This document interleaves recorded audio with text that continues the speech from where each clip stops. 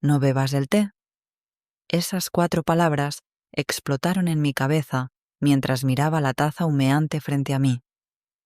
La porcelana blanca, con flores azules, la misma que mi esposo Ernesto había usado cada tarde durante 52 años, la misma de la que bebió 3 semanas antes de morir. Claudia, mi nuera, me sonreía desde el otro lado de la mesa de la cocina. Una sonrisa perfecta, demasiado perfecta. Los dientes blancos, los labios brillantes de gloss rosado, los ojos que no llegaban a arrugarse en las esquinas, una sonrisa de catálogo, no de familia. «Bébelo mientras está caliente, mamá Rosa», dijo, empujando la taza 1 centímetro hacia mí.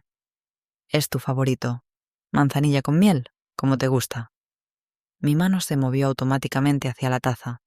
52 años de matrimonio me habían entrenado para aceptar el té de las 5, pero entonces vi sus dedos. Los dedos de Claudia tamborileaban contra la madera de la mesa, un ritmo rápido, nervioso, como el aleteo de un pájaro enjaulado. Ernesto también había tenido una taza de té a las 5, cada tarde durante los últimos 6 meses de su vida, y cada tarde, después de beberla, se quedaba dormido en su sillón. «Solo estoy cansado», decía cuando yo le preguntaba. «Es la edad, Rosa. Tengo 74 años». Pero Ernesto nunca había estado cansado, ni siquiera cuando trabajaba 12 horas en la construcción, ni siquiera cuando cargaba sacos de cemento que pesaban más que yo. Levanté la taza. El vapor me acarició la cara. Olía a manzanilla, a miel, a algo más que no podía identificar. Un olor químico apenas perceptible, como el de las pastillas que Ernesto tomaba para la presión. «¿Pasa algo?», preguntó Claudia. Su voz había subido medio tono. Detecté el filo debajo de la dulzura. «No, nada», mentí, acercando la taza a mis labios. Y entonces lo vi. Un destello de movimiento en el reflejo de la ventana, detrás de Claudia. Mi nieto, Mateo, de 6 años, escondido, detrás de la puerta del pasillo. Sus ojos enormes, aterrorizados, mirándome fijamente. Y en sus labios, silenciosas, se formaron 3 palabras que helaron mi sangre. «No lo tomes, abuela». La taza se detuvo a 1 centímetro de mi boca. 3 semanas atrás también había visto a Mateo, pero entonces no entendí lo que estaba mirando. Fue un martes. Ernesto estaba sentado en su sillón, leyendo el periódico. Claudia entró a la sala con una taza de té. «Para ti, papá Ernesto», le dijo. «Manzanilla con miel». Él sonrió, la tomó, bebió, y yo vi a Mateo en el pasillo, mirando a su madre, con los ojos de alguien que ha visto algo que no debería. En ese momento pensé que el niño solo estaba aburrido. Los niños siempre se aburren cuando los adultos toman té. Pero ahora, sosteniendo esta taza frente a mí, entendí lo que había en esos ojos. Terror. Terror de un niño que sabía exactamente qué había en el té de su abuelo. Y ahora me miraba con el mismo terror, rogándome, en silencio, que no cometiera el mismo error. «Mamá Rosa, ¿se te va a enfriar?», insistió Claudia. Su mano se extendió hacia la mía, cubriendo mis dedos arrugados con los suyos suaves y perfectos. «Tómalo, te hará bien». Sentí la presión de su mano. No era un gesto de cariño, era una orden. Y en ese instante, con una claridad que me atravesó como un rayo, entendí todo. Ernesto no murió de un infarto. No murió porque su corazón de 74 años simplemente se detuvo una tarde mientras dormía la siesta. Ernesto fue asesinado, en su propia casa, con su propio té, por la mujer que le llamaba papá y le besaba la frente cada noche. Y ahora esa misma mujer estaba sentada frente a mí, sonriendo, esperando que bebiera de la misma taza, esperando que me durmiera, esperando que mi corazón también se detuviera. ¿Pero por qué? La respuesta llegó como un puñetazo al estómago. La casa. Esta casa de 3 pisos en el barrio residencial, valuada en $500,000. La casa que Ernesto y yo compramos hace 30 años, cuando todavía costaba 80.000. La casa que estaba a mi nombre y al suyo, con cláusula de supervivencia. Si Ernesto moría primero, la casa era mía, completamente mía. Pero si yo también moría, mi hijo Diego, el esposo de Claudia, lo heredaría todo. Y Diego, mi pobre Diego, tan enamorado de esta mujer que no veía lo que yo ahora veía con absoluta certeza. Claudia no lo amaba a él, amaba la casa, el dinero, la herencia, y estaba dispuesta a matarnos a todos para quedársela. «¿Mamá?» La voz de Claudia se había vuelto más firme. «¿Vas a tomar el té o no?» Mis manos temblaban. El líquido se agitaba dentro de la taza, creando pequeñas olas que amenazaban con derramarse. Tenía que decidir. Ahora, en este segundo. Si bebía, moriría. Lentamente, como Ernesto. Dormida. Pacíficamente, dirían en el funeral. Tenía 72 años. El corazón simplemente se detuvo. Si no bebía, Claudia sabría que yo sabía. ¿Y entonces qué haría? ¿Llamaría a Diego? ¿Me acusaría de paranoica? ¿Me encerraría en un asilo? ¿O simplemente me mataría de otra forma? Miré a Mateo, todavía escondido, todavía aterrorizado. Un niño de 6 años que había visto morir a su abuelo y ahora rogaba en silencio que su abuela no corriera la misma suerte. Si yo moría, ¿quién lo protegería a él? Tomé una decisión. Levanté la taza. Sonreí. Y con la mano más firme que pude mantener, la acerqué a mis labios. Claudia se relajó, sus hombros bajaron, la sonrisa se hizo genuina, y entonces, en el último segundo, tropecé con mi propio codo. La taza se volcó. El líquido se derramó por toda la mesa, un río de manzanilla y miel y veneno que empapó el mantel bordado que mi madre me había regalado en mi boda. «¡Ay, Dios mío!», grité, poniéndome de pie. «¡Qué torpe soy! Lo siento, Claudia». Claudia se quedó inmóvil. Su cara era una máscara congelada. La sonrisa había desaparecido. En su lugar había algo frío, calculador, peligroso. Durante 3 segundos eternos nos miramos a los ojos y yo supe que ella sabía y ella supo que yo sabía. El juego había comenzado. «No te preocupes, mamá», dijo finalmente, limpiando la mesa con una servilleta. «Prepararé más té. Espérame aquí». Se dio la vuelta y caminó hacia la cocina. En cuanto desapareció por la puerta, corrí hacia Mateo. Lo agarré de la mano, tan fuerte que el niño hizo una mueca de dolor. «¿Abuela?» «Silencio», susurré. Ni una palabra. «Vamos a tu cuarto. Ahora». Lo arrastré por el pasillo. Mis piernas de 72 años nunca se habían movido tan rápido. Entramos a su habitación, cerré la puerta con llave. Mateo temblaba.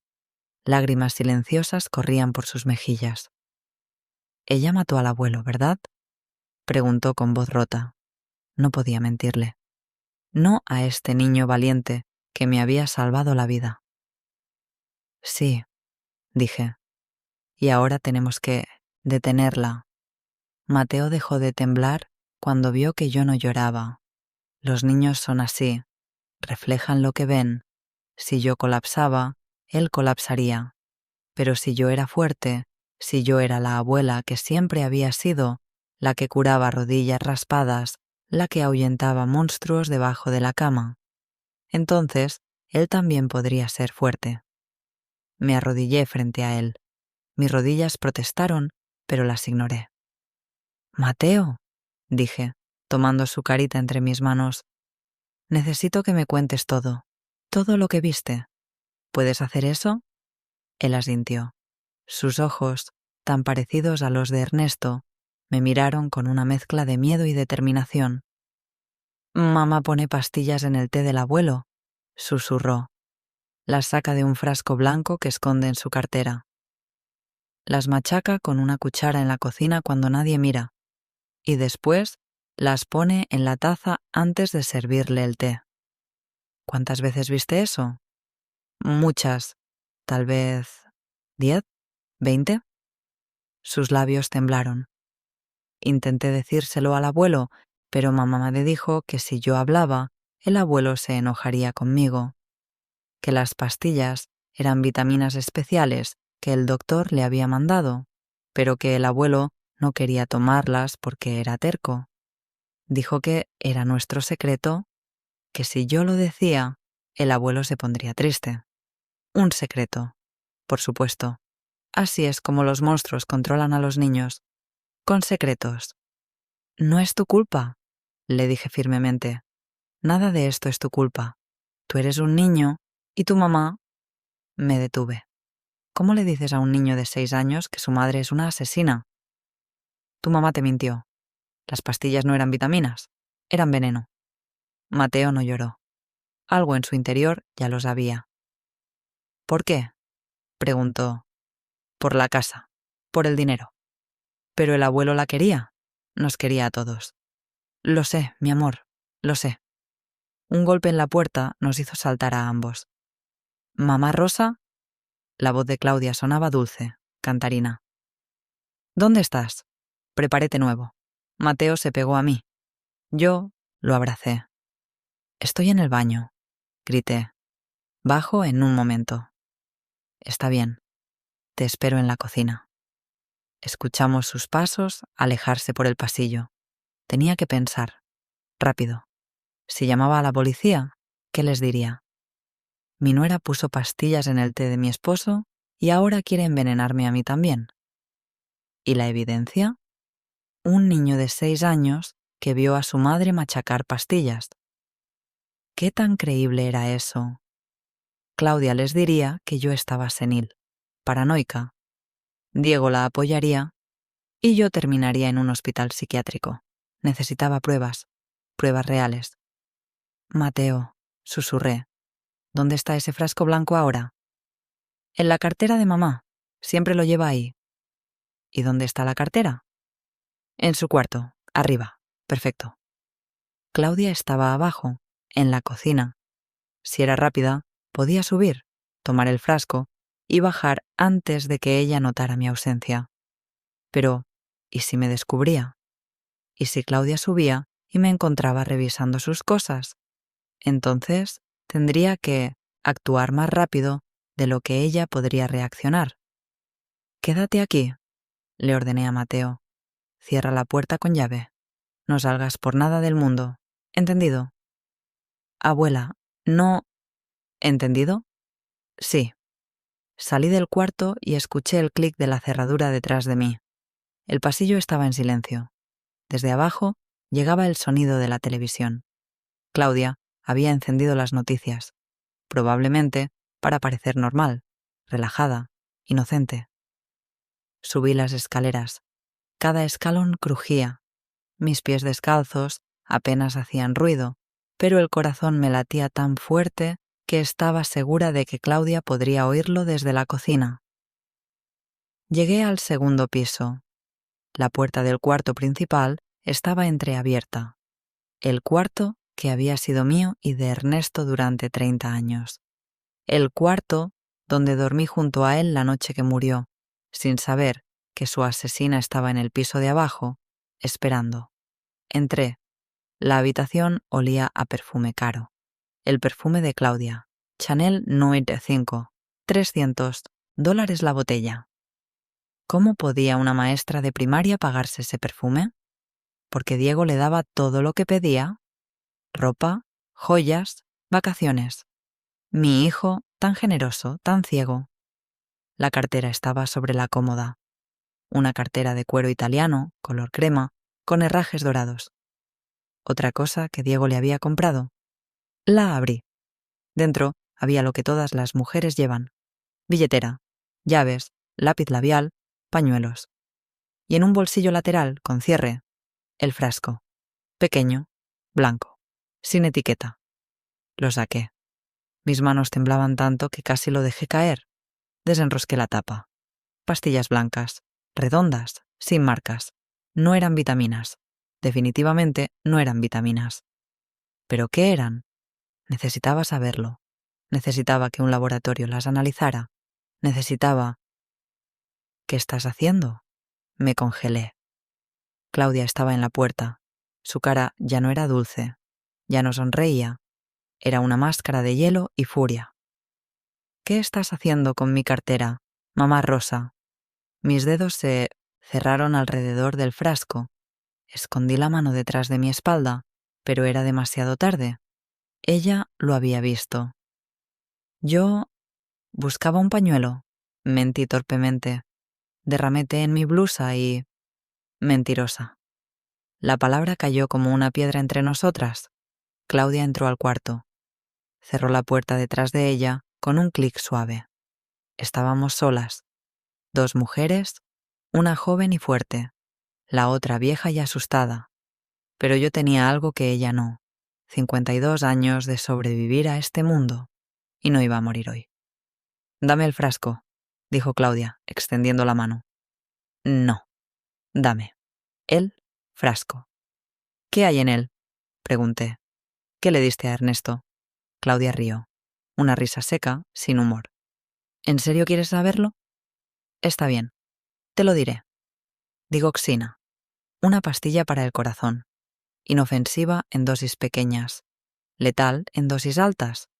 Y lo mejor es que cuando alguien de 74 años muere de un infarto, nadie hace preguntas. Nadie ordena una autopsia, especialmente cuando la viuda está demasiado devastada para insistir. Me quedé sin aire. Ella lo admitió. Lo dijo, con esa misma boca con la que besaba a mi hijo, con la que arrullaba a Mateo, con la que me llamaba mamá Rosa cada mañana. ¿Por qué? Susurré. ¿Ernesto te quería? ¿Te trataba como a una hija? ¿Porque esta casa vale $500,000? Respondió fríamente. Y yo no voy a esperar 30 años a que ustedes mueran naturalmente para heredarla. Tengo 35 años, mamá Rosa. Quiero vivir bien ahora, no cuando sea vieja como tú. Dio un paso hacia mí. Y ahora dame ese frasco, o te juro que lo que le pasó a Ernesto te parecerá misericordioso comparado con lo que te haré a ti. Mi espalda estaba contra la pared, literalmente. Claudia extendió la mano, y yo tomé la decisión más importante de mi vida. Abrí el frasco y lo arrojé por la ventana. Las pastillas volaron por el aire como confeti blanco, dispersándose en el Lee Edge, jardín de abajo. Claudia gritó, un grito de furia animal. Se lanzó hacia mí, pero yo ya estaba corriendo. Salí del cuarto, bajé las escaleras.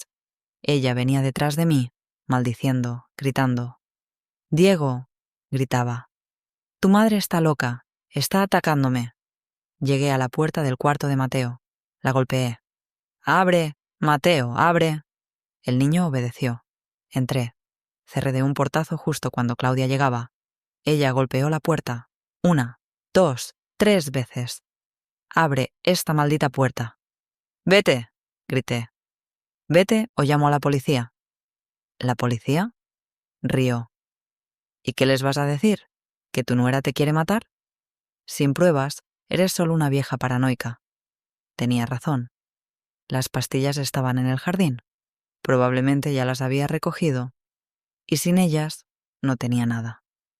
Solo la palabra de un niño de 6 años contra la de una madre preocupada por su suegra senil. Me senté en la cama de Mateo. Él se acurrucó a mi lado. «¿Qué vamos a hacer, abuela?». Y entonces lo supe. Si Claudia quería jugar a este juego, yo también podía jugarlo. Pero yo tenía una ventaja que ella no esperaba. Yo conocía esta casa, cada rincón, cada secreto, y si había algo que Ernesto me enseñó en 52 años, era que siempre, siempre, siempre hay que tener un plan B. Claudia se quedó golpeando la puerta durante 5 minutos más. Después, silencio. Silencio que era peor que los gritos. Mateo me miraba con ojos enormes. ¿Se fue?, preguntó. Yo negué con la cabeza. No, está pensando. Y tenía razón, porque 30 segundos después escuché su voz. Pero ya no era la voz furiosa de hace un momento. Era la voz dulce, preocupada, de siempre. Mamá Rosa, por favor, sé que estás asustada. Sé que la muerte de papá Ernesto te afectó mucho. Pero esto no está bien. Mateo necesita cenar. Y tú también. Salgamos, hablemos como familia. Diego va a llegar en 1 hora. ¿Podemos resolver esto juntos? Familia. ¿Qué palabra más traicionera en su boca? No saldremos, respondí. No hasta que Diego llegue. Está bien, dijo con voz calmada. Esperaremos juntas, pero al menos déjame pasarles algo de comer. Los dos deben tener hambre. Miré a Mateo. El niño tenía hambre. Lo vi en cómo se tocaba el estómago, pero yo no era estúpida. No queremos nada, dije firmemente. Otro silencio. Y entonces los pasos de Claudia alejándose por el pasillo. Me senté en la cama, pensando. Tenía 1 hora antes de que Diego llegara. Y cuando llegara, ¿qué? ¿Le diría que su esposa había asesinado a su padre y ahora quería matarme a mí? Diego era un buen hombre, pero estaba ciego, enamorado. Claudia podría convencerlo de que yo estaba senil, paranoica, sufriendo algún episodio psicótico por el duelo. No, necesitaba algo más, algo irrefutable. Mi mirada cayó en el teléfono de Mateo, un iPhone que Diego le había comprado el año pasado, para emergencias. Mateo, susurré. ¿Tu teléfono tiene grabadora de voz? Sí. Perfecto, dame. El niño me lo pasó. Yo abrí la aplicación de grabación. Funcionaba perfectamente. Ahora solo necesitaba que Claudia confesara. Otra vez, pero esta vez grabada. Escucha, le dije a Mateo. Vamos a hacer algo arriesgado, pero confía en mí. Él asintió. Activé la grabación. Dejé el teléfono en la mesita de noche, escondido detrás de una lámpara, y entonces grité: «Claudia, necesito hablar contigo». Pasos rápidos en el pasillo. Ella había estado esperando. «¿Qué pasa, mamá Rosa?» Abre la puerta. Solo tú. Sola». Hubo una pausa. «¿Me vas a dejar entrar?» «Sí, pero solo tú». Escuché la manilla girando. Claudia entró. Cerró la puerta detrás de ella. Me miró. Yo la miré. Mateo se agarró de mi mano. «¿Qué quieres?», preguntó Claudia fríamente. Ya no fingía dulzura. «Quiero un trato», dije. Sus ojos se entrecerraron. «¿Qué tipo de trato?» «Yo me voy de esta casa. Me mudo a un asilo. Firmo los papeles para transferir la propiedad a Diego. Y nunca digo nada sobre lo que pasó. Sobre Ernesto. Sobre las pastillas. Nada». Claudia ladeó la cabeza, estudiándome. «¿Y a cambio?» «Dejas a Mateo en paz». Ella rió. «Mateo es mi hijo. Obviamente no voy a hacerle daño. Júralo». «¿Perdón?» «Júralo». Di en voz alta que no le harás daño a Mateo. Y que lo que le hiciste a Ernesto fue solo por la casa. Nada más. Claudia me miró como si yo fuera una idiota. Y entonces, para mi absoluto alivio, cayó en la trampa. «Está bien», dijo, cruzándose de brazos. «Lo juro, no le haré daño a Mateo. Es mi hijo. Lo único que quise fue la casa. Y sí, le di digoxina a Ernesto, 6 miligramos al día durante 4 meses, hasta que su corazón simplemente se detuvo. Pero fue limpio, Rosa. Él no sufrió. Se durmió y no despertó. Ni siquiera se dio cuenta. Lágrimas quemaron mis ojos, pero no las dejé caer. ¿Y yo?», pregunté. «¿También me ibas a dormir?» Claudia se encogió de hombros. «Eras la siguiente en la lista, pero si te vas por tu cuenta, mejor. Menos complicaciones. Firmas los papeles mañana, te mudas la próxima semana y todos felices». «¿Todos felices?», repetí. «Exacto. ¿Y Diego? ¿Él sabe algo?» «¿Diego?». Claudia soltó una risa amarga. Diego es un idiota enamorado. No sabe nada. Y no sabrá, porque tú vas a mantener la boca cerrada. Me levanté de la cama. Tienes razón, dije. Voy a mantener la boca cerrada. Y saqué el teléfono de Mateo de detrás de la lámpara. Le di al botón de detener. Claudia palideció. ¿Pero mi teléfono? Susurré. No. Su cara se transformó. De pálida a roja. De shock a furia pura. ¡Dame eso!, siseó, avanzando hacia mí. Yo retrocedí, sosteniendo el teléfono contra mi pecho. «Ni te acerques. Dame ese maldito teléfono». Se lanzó hacia mí. Yo grité. Mateo gritó. Y entonces la puerta se abrió de golpe. ¿Qué demonios está pasando aquí? Diego, mi hijo, alto, fuerte, confundido. Claudia se detuvo en seco. Se dio la vuelta y en un segundo su cara cambió. Lágrimas brotaron de sus ojos. Su labio tembló. Diego, gracias a Dios llegaste, sollozó, corriendo hacia él. Tu madre está... No sé qué le pasa. Dice que yo maté a tu padre, que la quiero matar a ella. Está grabándome, acusándome de cosas horribles. Diego me miró y vi la duda en sus ojos. Mamá, ¿qué...? Levanté el teléfono. Escucha esto, dije con voz firme. Escucha. Y después decides a quién creerle. Le di al botón de reproducir. La voz de Claudia llenó el cuarto. Le di digoxina a Ernesto, 6 miligramos al día durante 4 meses, hasta que su corazón simplemente... ¿Se detuvo? Diego se quedó inmóvil. Claudia dejó de llorar. El silencio era tan denso que podía cortarse con un cuchillo. ¿Diego?, empezó Claudia. Cállate, dijo él. Su voz era como hielo. Diego, por favor, déjame explicar. He dicho que te calles. Diego dio un paso hacia ella. Claudia retrocedió. Tú... La voz de mi hijo se quebró. Tú lo mataste. Mataste a mi padre. Fue por nosotros, suplicó Claudia. Por nuestro futuro. Por Mateo.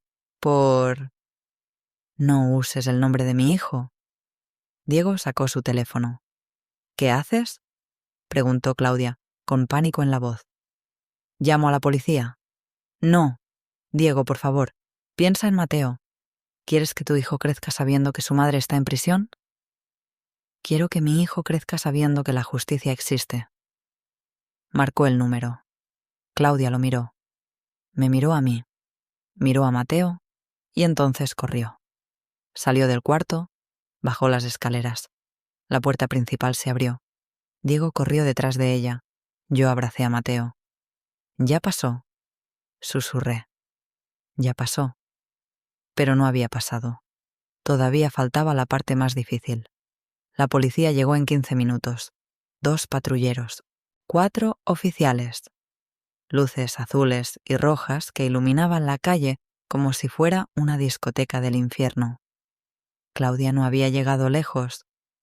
Diego la encontró en el jardín, recogiendo frenéticamente las pastillas blancas que yo había arrojado por la ventana. Cuando los policías la vieron, con las manos llenas de pastillas y los ojos de un animal acorralado, no necesitaron muchas explicaciones. Pero aún así, yo les di todas. Les mostré la grabación. Les conté todo. Las tazas de té, la muerte de Ernesto, los ojos aterrorizados de Mateo, un oficial, una mujer de unos 40 años, con cara seria, escuchó todo sin interrumpir. Después llamó a un detective y después a un forense. «Vamos a necesitar exhumar el cuerpo de su esposo», me dijo, «para hacer una autopsia completa, análisis toxicológico, exhumar a Ernesto, sacarlo de su tumba, abrirlo, analizarlo como si fuera evidencia en vez del hombre que amé durante 52 años». Pero asentí. Hagan lo que tengan que hacer. Diego estaba sentado en el sofá, con la cabeza entre las manos. No había dicho una palabra desde que los policías llegaron. Solo se quedó ahí, inmóvil, roto. Me senté a su lado. «¿Lo siento?», susurré. Él levantó la cabeza. Sus ojos estaban rojos. ¿Por qué te disculpas, mamá? Tú no hiciste nada. Debí haberlo visto antes. Debí haber protegido a tu padre. No, dijo con voz ronca. Esto no es tu culpa. Es mía. Yo la traje a esta casa. Yo me enamoré de ella. Su voz se quebró. Lo abracé. Mi hijo, mi niño. Ahora de 40 años, pero todavía mi niño. No es tu culpa, le dije. El amor nos ciega a todos. ¿Cómo no lo vi, mamá? ¿Cómo no vi que era un monstruo? Porque los monstruos no se ven como monstruos, respondí. Se ven como la gente que amamos. Mateo salió de su cuarto. Había estado escondido durante todo el interrogatorio policial, pero ahora bajaba las escaleras lentamente, mirando a su padre con ojos asustados. Papá. Diego lo vio, y algo en su cara se rompió completamente. Ven aquí, hijo. Mateo corrió hacia él. Diego lo abrazó tan fuerte que pensé que podría lastimarlo, pero el niño no se quejó. Solo se aferró a su padre y lloró. Ambos lloraron. Yo los miré y sentí algo extraño en mi pecho. No era paz, no todavía, pero era algo parecido a esperanza. La oficial se acercó. Señora Rosa, tenemos a su nuera bajo custodia. Va a ser procesada por homicidio premeditado. Con la grabación y las pastillas que recuperamos, tenemos evidencia sólida. Pero necesitaremos su testimonio completo mañana en la estación. Estaré ahí. ¿Y el niño? Miró a Mateo. También necesitaremos hablar con él, con un psicólogo infantil presente, por supuesto. Entiendo. Ella asintió y se fue. Me quedé sola con Diego y Mateo. ¿Qué vamos a hacer ahora? Preguntó Diego después de un largo silencio. Era una buena pregunta. ¿Qué hace una familia después de que uno de sus miembros mata a otro? ¿Cómo se reconstruye la confianza? ¿Cómo se explica esto a un niño de 6 años? ¿Vamos a sobrevivir? Dije simplemente. Como siempre hemos hecho. Los siguientes 3 días fueron un infierno burocrático. Declaraciones, interrogatorios, abogados, fiscales. Exhumaron a Ernesto. No fui al cementerio cuando lo hicieron. No podía. La imagen de su ataúd siendo sacado de la tierra, después de solo 3 semanas de descanso eterno, era demasiado. Pero Diego fue. Me dijo que necesitaba estar ahí, que se lo debía a su padre. Los resultados de la autopsia llegaron en 48 horas. Niveles tóxicos de digoxina en el hígado, el corazón, los riñones. Suficiente para matar a 3 hombres. El forense dictaminó homicidio. Claudia fue formalmente acusada de asesinato en primer grado. Su abogado, un tipo de traje caro con sonrisa de tiburón, intentó argumentar que la grabación era inadmisible, que yo había coaccionado a su clienta, que Mateo era un testigo no confiable por su edad. Pero el fiscal, una mujer implacable llamada Mónica Herrera, destrozó cada argumento. La grabación era admisible. Yo no había coaccionado a nadie, y Mateo, en su testimonio con el psicólogo infantil, fue claro, consistente y devastadoramente creíble. Claudia se declaró inocente. Por supuesto, el juicio estaba programado para dentro de 6 meses, 6 meses de esperar, de revivir todo, de ver la cara de esa mujer en las noticias, en los periódicos, en mis pesadillas. Pero había algo que me mantenía de pie.